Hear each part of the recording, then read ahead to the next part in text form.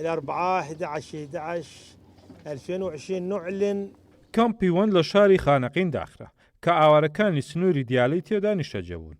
ئەم هەنگاوەش بە بڕیاری سەرۆکوەزیرانی عێراق و بە سەرپەرشتی وەزارەت درراوە. ئەمەش سەرەتایەکە بۆ کۆتاییهێنان بە دیاردەی کەمپەکان و بوونی ئاواری ناوخۆیی لە وڵاتدا. گەڕانەوەی سەرجەم ئاوارەکانیشە بۆ ناوچە و زیێدی خۆیان. لێرەشەوە پێویستەوە بخەمەڕوو گەڕانەوەی ئاوارەکان بە ئارەزوی خۆیان بووە کە زۆری لێ نەکردوون لە داهاتووشدا بە تەواوەتی کۆتایی بە دیاردەی بوونی کەمپی ئاوەری ناوخۆی لە عێراقدا دەهێنین. العودة هي عودة طوعية وليس ببركة الله وبجهود الخيرين.